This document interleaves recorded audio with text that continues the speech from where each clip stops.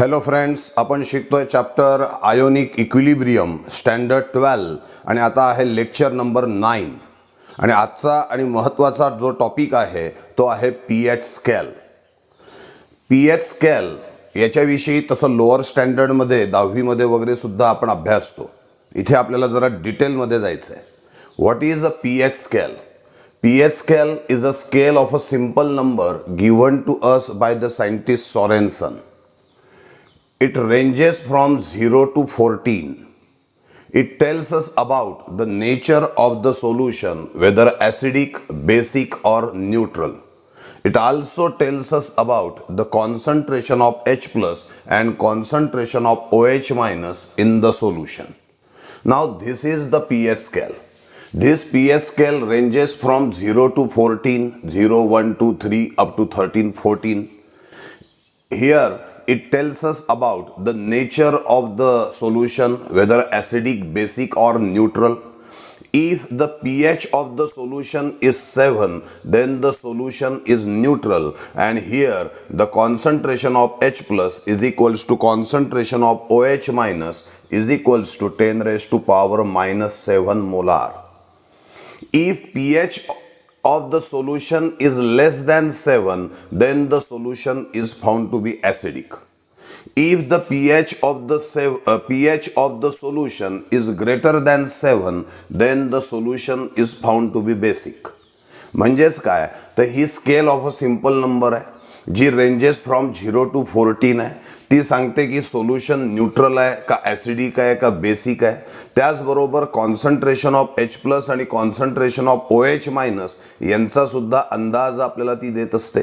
जर का pH लेस than 7 असेल म्हणजे सोल्युशन जर का ॲसिडिक असेल तर concentration of H plus is greater than concentration of OH minus. तेच जर का pH ग्रेटर दॅन 7 असेल म्हणजे सोल्युशन बेसिक असेल तर त्या केसमध्ये concentration of OH minus is greater than concentration of H plus. म्हणजे हे सगळे मुद्दे आपण या pH स्केलच्या माध्यमातून लक्षामध्ये घेऊ शकतो. आपण सांगितलंय की pH 7 असेल तर concentration of H plus is equal to concentration of OH minus is equals to 10 raised to power minus 7 molar. Then the solution is neutral. pH less than 7, then the solution is acidic. pH greater than 7, then the solution is basic. आता पुढचा मुद्दा लक्ष द्या. जेवढा pH कमी तेवढं acidic nature जास्त. Less is the pH, more is the acidic nature. म्हणजे pH is inversely proportional to acidic nature. So we can say that pH is inversely proportional to concentration of H plus.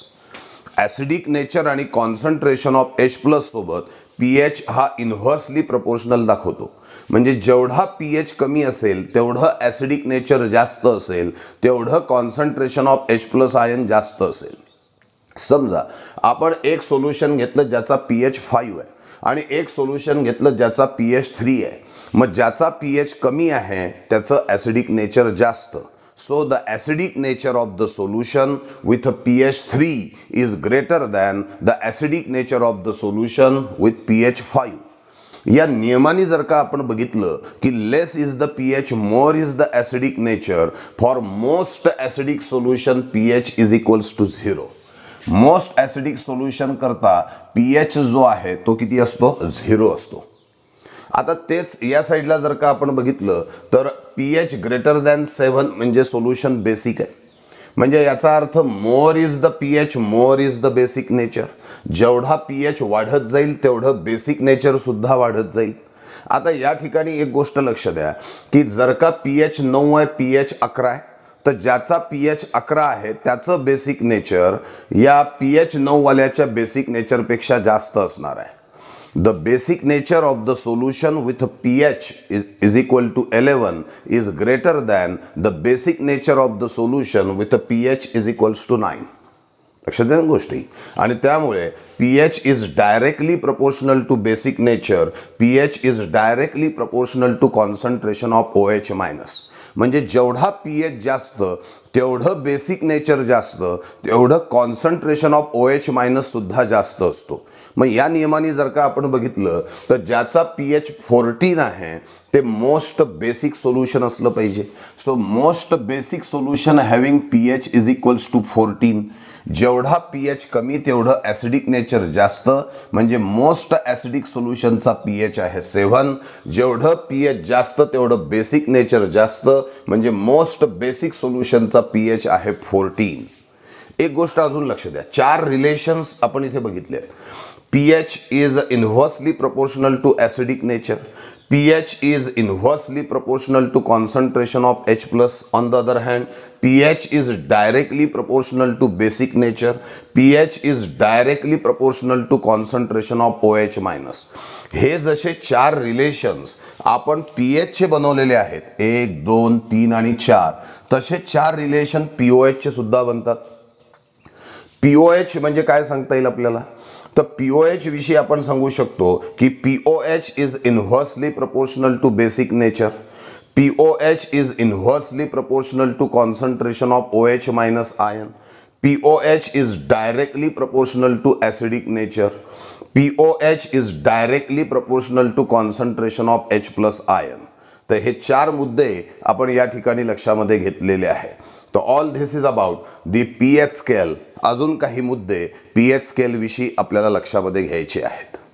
आता बघा, ही जी pH scale आहे, ही pH scale आपल्याला दिलेली आहे सॉरेन्सन या सायंटिस्टनी, आणि त्यांनी जी स्केल दिली ती होती इट रेंजेस फ्रॉम 0 to 14. पण ही जी स्केल आहे या स्केलसाठी 2 अटी आहेत.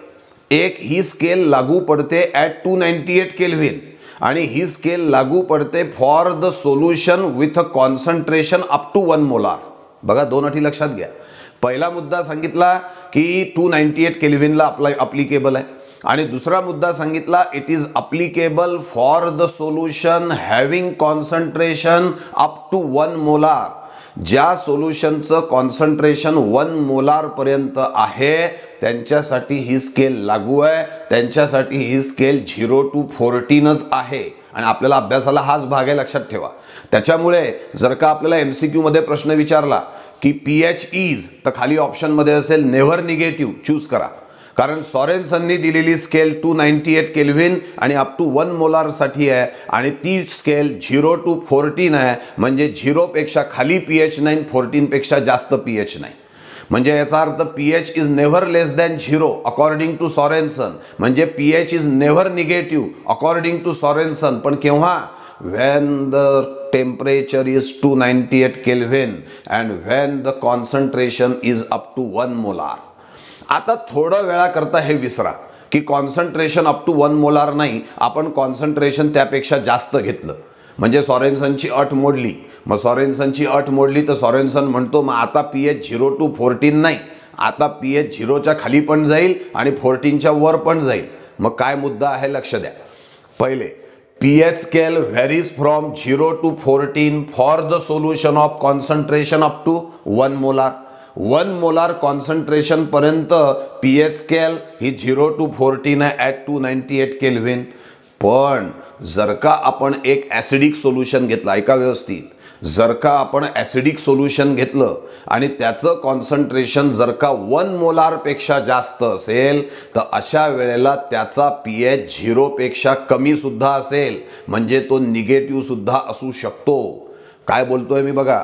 For the acidic solution with a concentration more than 1 molar, असं ॲसिडिक सोल्युशन ज्याचं कॉन्सन्ट्रेशन 1 मोलार पेक्षा जास्त आहे त्याच्याकरता pH can be less than 0 और that is it can be negative.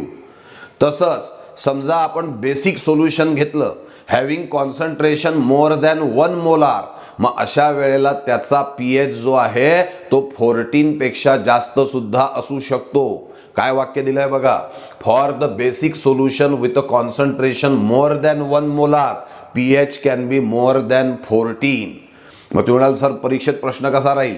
जर का त्यांनी प्रश्नामध्ये हे मेन्शन केलं असेल की concentration is more than 1 molar तरच हे 2 मुद्दे डोक्यात घ्यायचे. त्यांनी प्रश्नात काहीच दिलेलं नाही आणि त्यांनी म्हटलं की पीएच ऑलवेज रेंजेस बिटवीन, तर 0 to 14 समजायचं, कारण सॉरेन्सन नुसार चाललो आहे 298 केल्विन अप टू 1 मोलार समजायचं. तिथेही डोक्यात शंका नाही आणायची की अरे कॉन्सन्ट्रेशन 1 मोलार पेक्षा जास्त असेल का, नाही. त्यावेळेला जर का क्वेश्चनमध्ये कॉन्सन्ट्रेशन मोर दॅन 1 मोलार म्हटलेलं नाही म्हणजे कॉन्सन्ट्रेशन अप टू 1 मोलार घेऊनच उत्तर द्यायचे. आणि त्या उत्तरांमध्ये कधी उत्तर असेल pH is never negative, pH is never less than 0, pH is never greater than 14 अशी उत्तरं त्यामध्ये राहतील. पण जर का प्रश्नामध्ये स्पष्ट दिलंय की for the acidic solution with concentration more than 1 molar, लगेच डोक्यात प्रकाश पडला पाहिजे, अरे मोर दॅन 1 मोलार आहे म्हणजे सॉरेन्सनची अट नाही आहे, म्हणजे या ठिकाणी पीएच हा 0 to 14च नाही तर 0च्या खाली सुद्धा जाऊ शकेल. आणि मग त्या केसमध्ये उत्तर असेल pH may be less than 0, it may be negative. तसंच फॉर द प्रश्नामध्ये उल्लेख आहे for the basic solution with a concentration more than 1 molar, लिहिलंय स्पष्ट, तेव्हाच ते 1 मोलार पेक्षा जास्त असं आणायचं, अदरवाईज ते अप टू 1 मोलारच असतं. मग for the basic solution with a concentration more than 1 molar असं दिलं असेल मग pH may be greater than 14 असं उत्तर त्या ठिकाणी तुमचं येईल. समजता ते दोन मुद्दे हे. तर हे हा पहिलाच एकच मुद्दा दिला आहे, महत्वाचा आहे. सॉरेन्सन नुसार concentration up to 1 molar at 298 kelvin, pH scale ranges between 0 to 14. पण जर का ॲसिडिक सोल्युशनचं कॉन्सन्ट्रेशन मोर दॅन 1 मोलार असेल तर पीएच 0 पेक्षा कमी म्हणजे निगेटिव्ह असू शकतो. बेसिक सोल्युशन करता असं की ज्याचं कॉन्सन्ट्रेशन मोर दॅन 1 मोलार आहे त्याचा पीएच 14 पेक्षा जास्त सुद्धा असू शकतो. समजलाय फॅक्टर. आता पुढे या ठिकाणी एक गोष्ट अजून लक्ष द्या, इंटरेस्टिंग आहे बघा. समजा एक ॲसिडिक सोल्युशन आपल्याकडे आहे आणि त्या ॲसिडिक सोल्युशनला आपण हीट केलं तर त्याचा पीएच काय होईल असा क्वेश्चन आहे बघा. What happens when the acidic solution is heated then the pH increases, decreases, remains same, can't say. असे 4 ऑप्शन आपण तयार केले. आता कोणाला हिट केलेलं आहे? ॲसिडिक सोल्युशनला. मग ॲसिडिक सोल्युशनला हिट केलं, तुम्हाला माहिती आहे temperature is directly proportional to degree of dissociation. When the acidic solution is heated its degree of dissociation increases, म्हणजेच अमाऊंट ऑफ डिसोसिएशन इन्क्रीजेस, त्याचं डिसोसिएशन वाढेल. डिसोसिएशन वाढलं, ॲसिडिक सोल्युशनचं डिसोसिएशन वाढलं म्हणजे जास्त H+ आयन्स मिळतील. जास्त H+ आयन्स मिळाले म्हणजे त्याचं ॲसिडिक नेचर वाढेल आणि ॲसिडिक नेचर आणि पीएच यांचं प्रपोर्शन इन्व्हर्सली प्रपोर्शन आहे. मग ॲसिडिक नेचर वाढतं म्हणजे त्याचा पीएच काय होईल? कमी होईल. काय वाक्य आहे बघा. ॲसिडिक सोल्युशन व्हेन हिटेड, हा शब्द महत्वाचा आहे. कोणतं सोल्युशन? Acidic solution. ॲसिडिक सोल्युशनला जर का हीट केलं तर त्याचं डिसोसिएशन वाढेल, त्याचं कॉन्सन्ट्रेशन ऑफ H+ वाढेल, त्यामुळे त्याचं ॲसिडिक नेचर वाढेल आणि पीएच हा डिक्रीज झाल्याचं तुम्हाला दिसून येईल. पुन्हा ॲसिडिक सोल्युशनला हीट केलं की त्याचं डिसोसिएशन वाढलं म्हणजे H+ आयन वाढले, ॲसिडिक नेचर वाढलं आणि पीएच काय झाला? कमी झालेला आहे. याच्या उलट जर का आपण बेसिक सोल्युशनला हीट केलं तर बेसिक सोल्युशनला जर का हीट केलं तर त्याचं डिसोसिएशन वाढेल. मग डिसोसिएशन वाढलं म्हणजे OH- आयन्स वाढतील. OH- आयन्स वाढले म्हणजे बेसिक नेचर इन्क्रीज होईल. बेसिक नेचर इन्क्रीज तर बेसिक नेचर आणि POH, बेसिक नेचर आणि POH इन्व्हर्सली प्रपोर्शन आहे, त्यामुळे त्याचा POH डिक्रीज होईल पण पीएच काय होईल? त्याचा इन्क्रीज झाल्याचं आपल्याला दिसून येईल. मी तुम्हाला क्वेश्चन सांगतो पुन्हा. What happens when the basic solution is heated then its pH. Basic सोल्युशनला हीट केल्यावर पीएचचं काय होईल? पुन्हा ऑप्शन तेच, increases, decreases, remains same, can't say. मग काय देणार? बेसिक सोल्युशनला हीट केलंय, डिसोसिएशन वाढलंय, कॉन्सन्ट्रेशन ऑफ OH- आयन्स वाढलेले आहेत म्हणजेच बेसिक नेचर वाढलेलं आहे तर POH कमी होणार आणि पीएच वाढल्याचं तुम्हाला दिसून येणार आहे. तर याच्याकडे आपण लक्ष द्या. त्यामुळे क्वेश्चनमध्ये या शब्दाकडे लक्ष द्यायचं, कोणत्या सोल्युशनला हीट केलंय. ॲसिडिकला हीट केलं असेल तर ॲसिडिक नेचर वाढतं, पीएच कमी होतो. बेसिक सोल्युशनला हीट केलं असेल तर बेसिक नेचर वाढतं आणि POH कमी होतो म्हणजेच पीएच हा वाढल्याचं आपल्याला दिसून येतं. समजते ना गोष्ट ही. अजून एक फॅक्टर या ठिकाणी लक्षात घ्या, याला सुद्धा आपल्याला हे जे 2 पॉइंट्स मी या ठिकाणी दिले आहेत हे आपल्याला व्यवस्थित समजून घ्यायचे आहेत. काय म्हटलंय बघा, when the concentration of H plus increases by 10 raised to power x times. Concentration of H plus कितीनी वाढवलं, 10 raised to power x टाइम्सनी जर का आपण वाढवलं, then pH of the solution decreases by x unit and POH increases by x unit. याचा अर्थ समजून घेऊ. वाक्य तर वाचलं मी, पण याला अप्लाय करून बघू म्हणजे तो तुम्हाला समजेल. काय म्हटलं पहिलं वाक्य, concentration of H plus increases by 10 raised to power x time. समजा या ठिकाणी मी घेतलं की कॉन्सन्ट्रेशन ऑफ H प्लस जे आहे याला इन्क्रीज केलं मी 10 raised to power 2 टाइम्सनी. 10 raised to power 2 times म्हणजे 100 टाइम्सनी.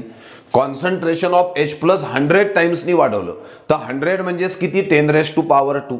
मग concentration of H plus 10 raised to power 2 टाइम्सनी वाढवलं असेल तर pH. आता पहिला मुद्दा काय आहे, concentration of H plus increases, H plus आणि pH यांचं इन्व्हर्सली प्रपोर्शन आहे. म्हणजे पहिलं उत्तर येतं की pH डिक्रीज होणार आहे. हे तर कळलं. H प्लस इन्क्रीज म्हणजे pH डिक्रीज. आता मुद्दा आहे कितीनी डिक्रीज, तर इथे दिलंय मी, when concentration of H plus increases by 10 raised to power x time pH decreases by x unit. डोक्यावरती 2 आहे, pH decreases by 2 unit. pH दोन्ही कमी झाल्याचं दिसेल आणि pH जर का दोन्ही कमी होतोय म्हणजे POH increases by 2 unit. POH हा दोन्ही वाढल्याचं तुम्हाला दिसून येणार आहे.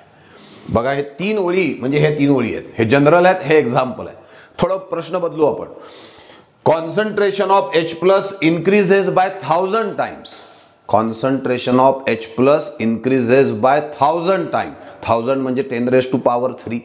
मग 10 raised to power 3 इथे जर का असेल तर pH decreases by 3 unit and pH decreases by 3 unit म्हणजे POH इन्क्रीजेस बाय 3 युनिट. बरोबर आहे. चला उलट करू. Concentration of H plus decreases by 10 raised to power 3 time. पहिले H प्लस काय डिक्रीज का, हे तर इन्व्हर्सली प्रपोर्शन आहे म्हणजे pH काय होणार, इन्क्रीज. आणि कितीने इन्क्रीज होणार तर 3 युनिटनी. बरं pH इन्क्रीज झाला तर POH काय होणार, डिक्रीज होणार 3 युनिटनी. समजतंय ना हे. तर याचं अप्लिकेशन जमलं पाहिजे आपल्याला. चला अजून उलटा कन्सेप्ट याच्यामध्ये लक्षात घेऊ आपण. समजा तुम्हाला दिलेला आहे या ठिकाणी उलट सेंटेन्स, इथे आपण लक्षामध्ये घेऊ. आता काय उलट सेंटेन्स आहे, pH increases by 3 unit then concentration of H plus आणि कॉन्सन्ट्रेशन ऑफ OH मायनस काय होईल असा प्रश्न आहे. pH कितीनी वाढवलं, 3नी. पहिला मुद्दा, pH ला काय केलेला आहे, इन्क्रीज. मग कॉन्सन्ट्रेशन ऑफ H प्लस 100% काय होणार, डिक्रीज, कारण इन्व्हर्सली प्रपोर्शन आहे.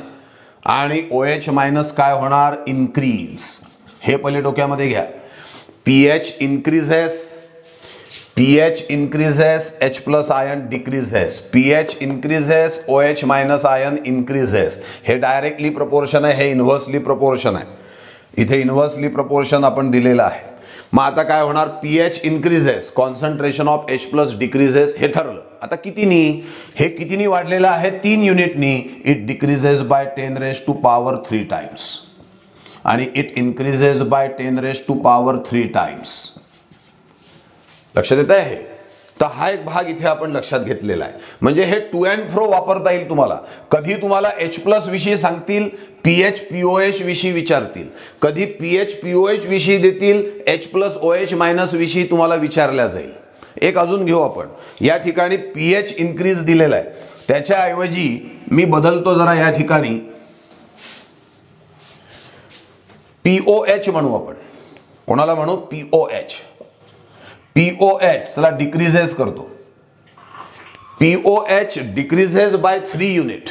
ऐका, मग H प्लस OH मायनस असं आणि pH पण वाटलं असतं. काय होईल pH ला हे पण तुम्हाला विचारलं. 3 पैकी कुठला ते तिन्ही विचारणार नाही, 3 पैकी एक विचारतील. मग POH डिक्रीजेस बाय 3 युनिट. पहिले डिक्रीजेस, 3 युनिट कडे लक्षच नका देऊ, डिक्रीजेस कडे लक्ष द्या.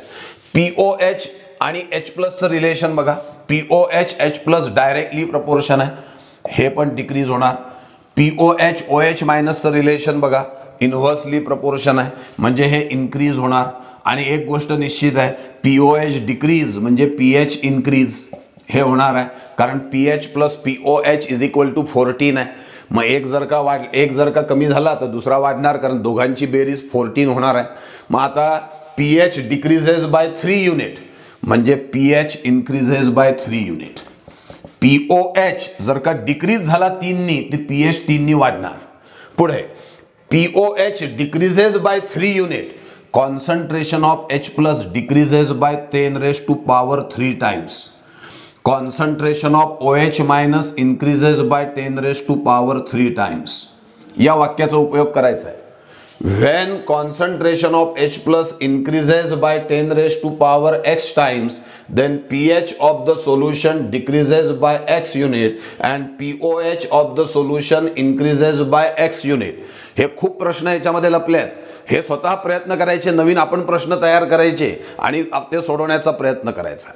तसंच अजून एक सेंटेन्स दिलाय बघा, त्याचा उपयोग करू आपण आता. काय आहे? When concentration of OH minus increases, concentration of OH minus increases by 10⁻y times, then POH of the solution decreases by y unit and pH of the solution increases by y unit. पहिला मुद्दा काय, याच्यावर concentrate करा. OH minus increases, POH decreases, कारण inversely proportion आहे. पुढे OH minus increases, pH increases, कारण pH आणि OH मायनसचं डायरेक्टली प्रपोर्शन आहे. आता या ठिकाणी याचा उपयोग करून प्रश्न सोडवू आपण. समजा मी तुम्हाला असं म्हटलं की OH minus, concentration of OH minus increases by 10 times. मग अशा वेळेला POHचं काय होईल, त्याचप्रमाणे pHचं काय होईल, असा प्रश्न तुम्हाला विचारला जाईल. मग त्याचं उत्तर आपल्याला द्यायचं आहे. मग कसं देणार त्याचं उत्तर, मला सांगा. OH minus increases by 10 times. 10 times म्हणजे 10⁻1 टाइम है ना, डोक्यावरती पॉवर किती, त्याच्या 1 आहे. मग concentration of OH minus increases by 10⁻1 time. पहिले POHचं काय होईल, OH मायनस इन्क्रीजेस तर POH डिक्रीज होणार आहे. आणि कितीने डिक्रीज होणार आहे, 1 युनिट. OH मायनस इन्क्रीज होतोय तर pH जो आहे हा पण इन्क्रीज होणार, कारण OH मायनस आणि pH डायरेक्टली प्रपोर्शन आहे. हा इन्क्रीज होणार कितीनी, 1 युनिटनी. असं आपल्याला डोक्यात घ्यावं लागेल. दुसरं एक घेऊ आपण. OH मायनसला डिक्रीज करतो मी. OH minus decreases by 10⁻³ times. OH minus decreases का, मग POH इन्क्रीज होईल, PO आणि pH हा डिक्रीज होईल. कितीने इन्क्रीज होईल, हे 10⁻³ टाइम्सनी वाढताय तर इन्क्रीजेस बाय 3 युनिट, हे डिक्रीजेस बाय 3 युनिट. या 2 ओळींना तुम्ही फक्त तेवढ्या 2 ओळींपुरतं मर्यादित नका ठेवू. त्याचा अंडरस्टँडिंग करा, त्याच्यावरनं काही प्रश्न स्वतः तयार करा, म्हणजे मग तुम्हाला लक्षामध्ये येईल. इथे वेगवेगळ्या व्हॅल्यूज टाकायच्या आणि उलट त्याच्यामध्ये मुद्दे तयार करायचे. या दोन्हीही मुद्द्यांचं किंमत तुम्हाला त्या ठिकाणी लक्षामध्ये येणार आहे. एक गोष्ट मी तुम्हाला, एक प्रश्न त्याच्यामध्ये विचारतो बघा, त्याचं उत्तर तुम्हाला देता येतं का सांगा. एक सोल्युशन आहे ज्याचा pH आहे 5 आणि हे ऍसिडिक सोल्युशन आहे. स्वाभाविकरित्या हे जे ऍसिडिक सोल्युशन आहे ज्याचा pH 5 आहे त्याला आपण न्यूट्रल बनवलं. त्याला काय बनवलं, न्यूट्रल. मग अशा वेळेला what happens to concentration of H plus. Concentration of H प्लसचं काय होईल असा प्रश्न आपल्याला विचारतात. मला सांगा, ऍसिडिक सोल्युशनचा pH किती होता, 5. त्याला काय केलं आपण, न्यूट्रल. न्यूट्रलचा अर्थ pH किती केला त्याचा आपण 7, म्हणजेच pH 5चा 7 केला, म्हणजेच pH increases by 2 unit. Increases by 2 unit. pH 2नी वाढवलेला आहे. मग कॉन्सन्ट्रेशन ऑफ H प्लस, तर पहिले pH आणि concentration of H plus inversely proportion आहे, म्हणजे concentration of H plus decrease होणार. pH increases by 2 युनिट आहे तर concentration of H plus decreases by 10⁻² times 10⁻² times नी concentration of H plus decrease झाल्याचं आपल्याला दिसेल। या ठिकाणी हा मुद्दा आपण डोक्यामध्ये ठेवणं आवश्यक आहे। pH किती दिला होता 7, सोल्युशन कोणतं दिलं होतं ॲसिडिक, त्याला काय केलं म्हणतात ते न्यूट्रल, म्हणजेच pH किती गेला 7, म्हणजे pH हा वाढवलेला आहे 5 ते 7, मग pH 2 नी वाढलाय तर concentration of H plus decrease होणार 10⁻² टाइम्सनी, बरोबर की नाही।